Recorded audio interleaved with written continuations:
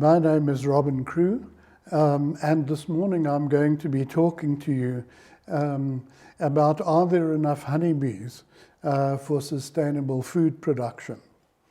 And so what I'm going to be talking to you about is the interaction between honeybees and plants and why that's so important for sustainable food production in agriculture. During this presentation, I want to take you on a journey through the evolutionary origin of honeybees in order to address the question of using honeybees for sustainable food production. Now, there has recently been a lot of anxiety about the future of honeybee populations, and in particular that the honeybee populations are declining, and what this would mean for human survival. And at the top of the slide I show you two pictures, one from Time magazine some time ago, and also a book which achieved a lot of impact, which was called A World Without Bees. Now the question that we have to ask ourselves is actually what is happening to the honeybee populations. And if you look at the figure at the bottom of this slide, you will see that these are the official statistics from the United States Department of Agriculture. And what you will see over that period is that actually while the population of managed honeybees has fluctuated year by year, it suggests that the United States beekeepers are actually doing a pretty good job of maintaining the populations of managed colonies. And one of the eminent bee scientists in the United States, Thomas Seeley, indicated that at least in his area, the feral population of honeybees was remaining stable and was being sustained. So the question is, what is the controversy about when we don't seem to be facing such an amazing crisis? And what I'd like to do is to take you, first of all, to a world where bees and honeybees were not present at all. And before I do that, though, I do want to mention one other aspect of the question of the decline and make it international. In this particular diagram, you see the statistics from the Food and Agricultural Organization of the United Nations. And it shows very clearly that the percentage of colonies which are being managed has continued to increase over the entire period that we look at. So now then, let's look at the world before the bees arrived. And in that respect, I've shown you a number of figures of the kinds of plants that were present during this period. And here you see on the left-hand side Welwitschia from the Namib Desert. You see Woodringtonia from the Western Cape, and then you see ginkgos and cycads. And in the middle of the diagram, you see a picture of Glossopteris. And these kinds of plants, which were not flowering plants, were what were present on the earth during a long period of time before the flowering plants arise. And of course, these plants are the source of the major coal deposits in South Africa. So they benefit us to a significant degree. But that brings us then to the question of the origin of the bees. The early Cretaceous period from 145 million to 113 million years ago was when the flowering plants and the associated bees emerged for the first time. So we have a collaboration between the evolving flowering plants and the early bee species, which started in the relatively dry western regions of Gondwanaland some 120 million years ago. And in the same way that humans have radically changed the face of the earth in the last 4,000 years, so at that time, some 140 million years ago, there was a radical change taking place on the earth when flowering plants arose for the first time and the bees with them. So what do we know about the fossil record of the bees? Well, the oldest fossil record social bee is a stingless bee from about 60 million years ago. And what we do know is that all of the fossil bees, or honeybees, are workers. And so there's little in the fossil record to give us a clue as to how the bees evolved their sociality.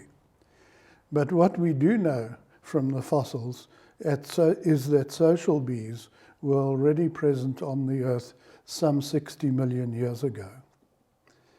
Now, what I want to do is to explore the relationship between the fossil apid bees and the current species that we have. And as far as we can tell, the bees evolved from a vegan wasp. And this ancestral wasp developed a taste for a vegan diet, which included the nectar and pollen that the plants were producing. And it used this material to feed its larvae. So this particular ancestral wasp then gave rise to 4 groups of bees. The orchid bees, the honey bees, the bumblebees, and the stingless bees. And as you can see from this diagram, the orchid bees are the most primitive and are not social. All of the other 3 groups of bees are social. And that's the most significant development in the evolution of these bees that are important for agriculture, because social bees have large numbers of workers that can be used for pollination. The other thing that we need to do is we need to look at the relationship between the fossil species and the current species. And what I've shown on the diagram is that we have roughly 40 species of fossil bees, and their relative abundance is shown by the length of the line in each of the groups. And then we've compared that with the current species in these 4 groups, and there are about 761 of them. And what you can see is that the orchid bees, the bumblebees, and the stingless bees have larger numbers of species presently existing than are present in the fossil record, whereas the honeybees have a drastically reduced number of species. And that can be very significant, that will be very significant for the rest of the story. Now, what I want to do is to just give you an indication that in the honeybees, there are 2 types of honeybees. They're the open nesting honeybees that have a single comb, and they come in 2 varieties, the dwarf variety and the giant species, and they are present in Southeast Asia. The other type of honeybees are the ones who nest in cavities, and they have multiple combs in those cavities, as you can see on the right-hand side of this diagram. And the workers of the cavity nesting species are intermediate in size between the dwarf and the giant species. Now, these species of honeybees arose some 34 to 23 million years ago in what are known as the Oligocene climates. And what I've done here is to show you a map of the world to demonstrate to you over the vast proportion of the northern part of the world, we had warm temperate climates which were very conducive to the expansion of honeybees, and the honeybees expanded over that entire region. And if we look at the map from the North Pole, what we can see here is that honeybees were distributed from Europe through Asia and into North America during this period, and they left a number of fossils to indicate that they were present there. And most of their fossils were of the giant honeybee species, which are single comb species. But then a little bit later, with the cooling of the climates in about 20 million years, we have evidence of a number of significant extinctions of honeybees. So we have the honeybees going completely extinct from North America. And they're not present there naturally currently. Most of the giant honeybees went extinct in Europe, and the distribution of the bees retreated to Southeast Asia. So we there have a situation in which the honeybee populations first expanded dramatically and then contracted dramatically during this cooling period. And then subsequently to that, we had the honeybees expanding their distributions again. And so that brings us to a focus then on the current species of honeybees, the ones that we know about today. And here I've given you a table which shows you the approximately 12 species of honeybees.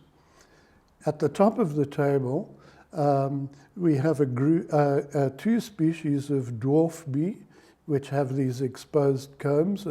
They are found in Southeast Asia.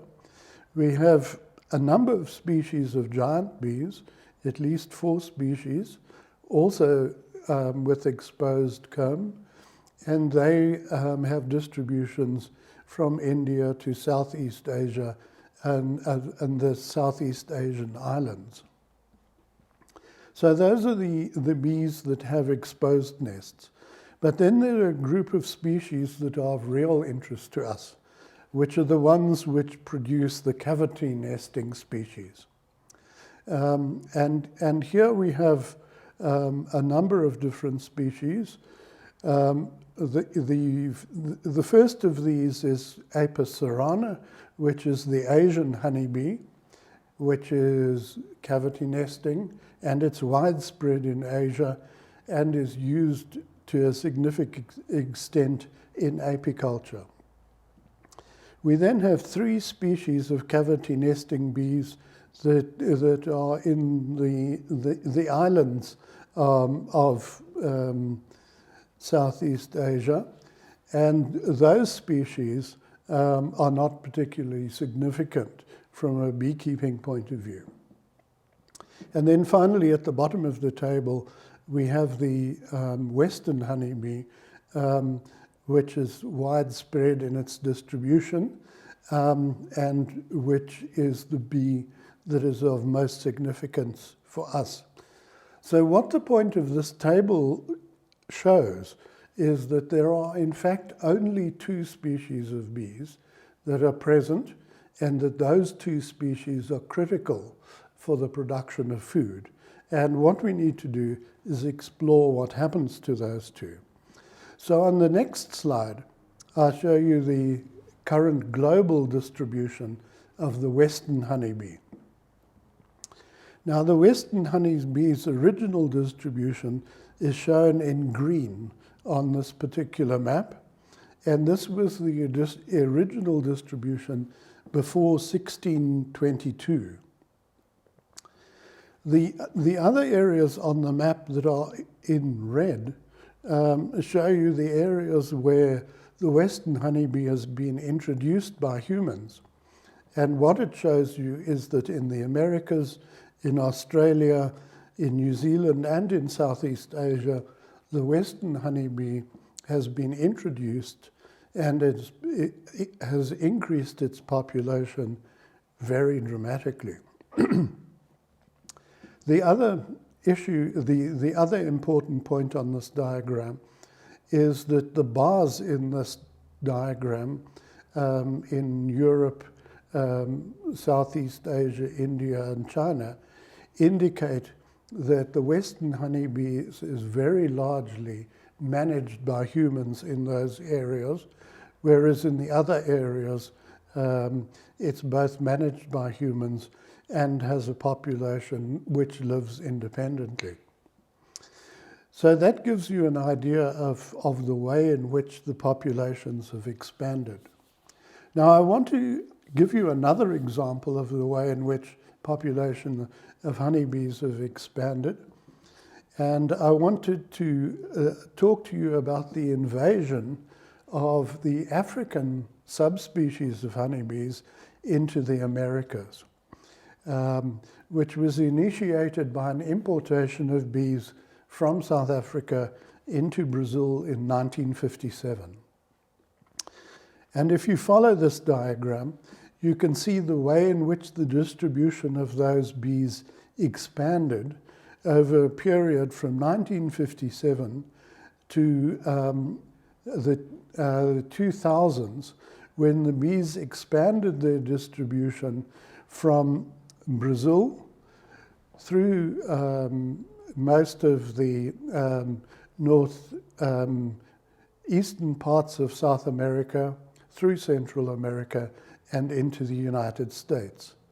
Now, if you measure this, the bees have managed to move 10,000 kilometers in 50 years, which means they were moving at the rate of about 200 kilometers a year.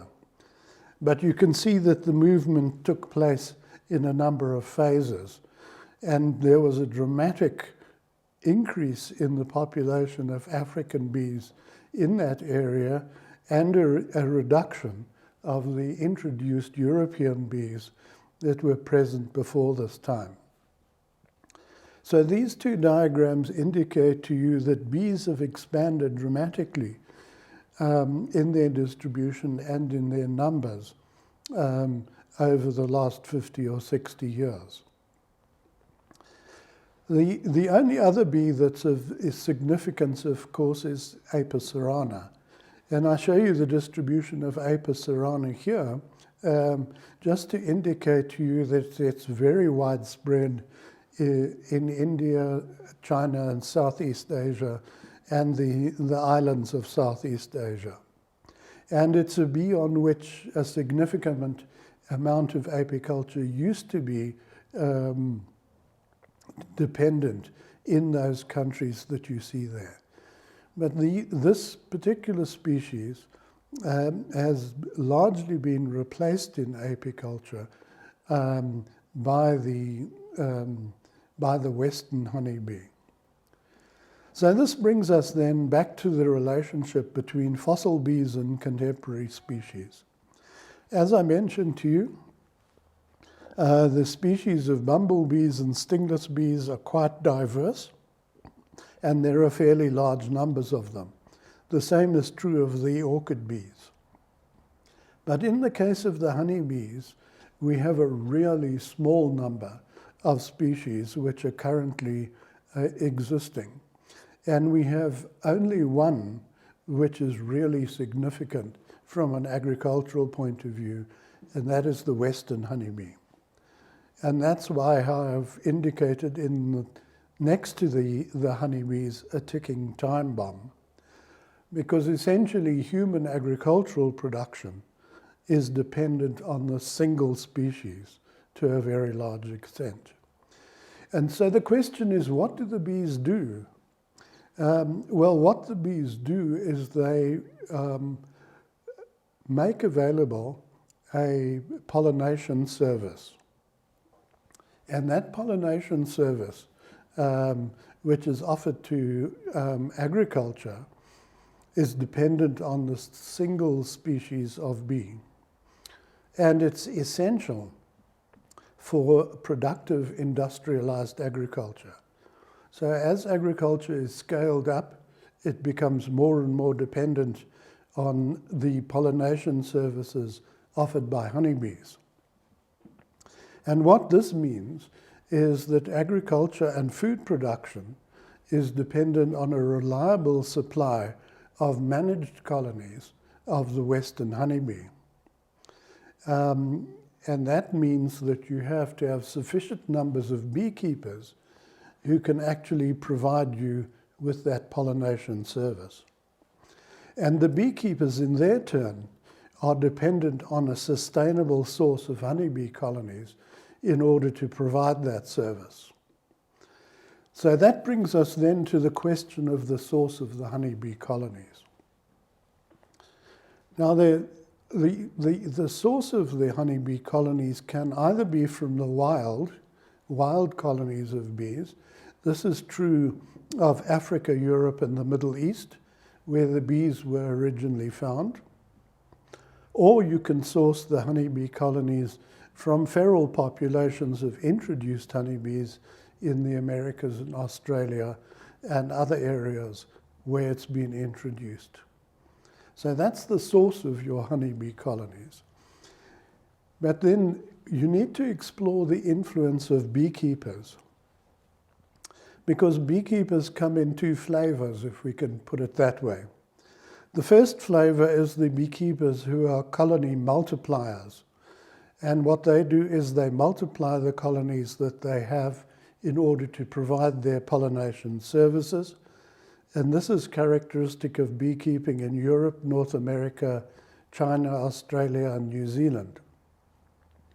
In other parts of the world, the second flavor of beekeepers is the colony harvesters. And there the beekeepers harvest colonies and use those colonies to maintain their apiaries.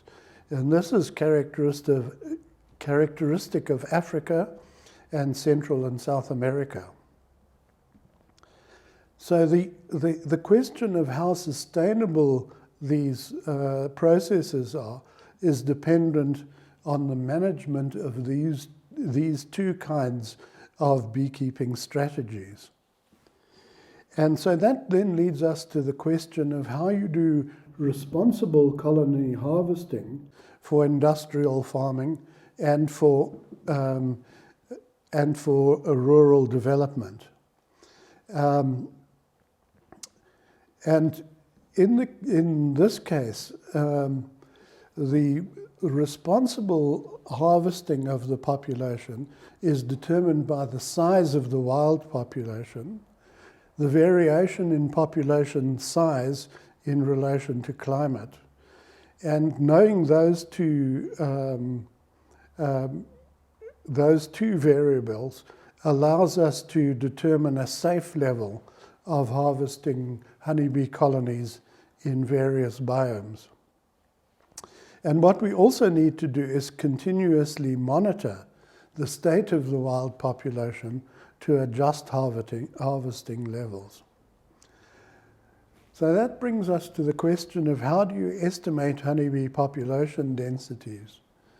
And this is not straightforward. If you want to measure the population densities of human societies, you undertake a census. You count the number of individuals, and then you know the size of the populations. But the problem in social insects is that you can't count individuals because the population is actually determined by the number of colonies, not by the number of individuals. And that number of colonies reflects the number of reproductively active queens, and that determines your population size. So then you have to find and you have to count all the colonies. And of course that's very difficult because colonies are not very easy to find in the wild. And so you have to use alternative estimation methods to estimate the size of the population. And here we use two techniques, one of which is to analyze the offspring from a queen inside the colony. because the queen essentially, when she goes out on her mating flight, flies off and mates with between 20 and 70 drones and stores all the sperm in order to use that for the rest of her life. So if you analyze her offspring, you can determine the number of colonies around that colony from which those drones came. And that gives you an estimate of population size in that particular area. The other method is to use what's known as drone trapping, because the drones, or males of the honeybees, congregate in particular areas, and the queens then find them there and mate in those drone congregation areas. So if you trap drones in those drone congregation areas, you can use the drones as a mechanism of estimating the number of colonies that are present in that area. So those are the ways of measuring population sizes. And in one example that we have, population sizes have been estimated, or colony densities have been estimated, first of all in agricultural land in Africa and Europe, and it shows that there's a fair degree of variability, but the number of colonies per square kilometre is not very large. If you do a similar analysis in nature reserves, you can see the population densities are quite significantly higher. But what this study shows is that it is possible to measure population densities, but that the measurements have been too few, and they haven't been taken over a long period of time. So we don't have a good idea of what the size of the population is from which we're sampling our bees. So what we need to do then to ensure an adequate supply of honeybees is that we need to know much more about colony densities over large geographic areas. We need to know much more about fluctuation in colony numbers seasonally. And then we need to ask the question is, are there enough colonies to provide for the scaling up of agricultural production? And of course, this question is determined first of all by the number of colonies available, and secondly by the number of beekeepers available. And currently, agricultural production is being scaled up without asking this question and seeing whether the production will be effective. And then finally, we need to effectively manage honeybee populations to ensure that we have sustainable agriculture into the future. And that, I hope, is the important message that you will get from this particular presentation. And I end off by showing you some of the individuals who form part of the members of the Social Insects Research Group. And I also show you our acknowledgements for the organizations that have supported our work. Thank you very much.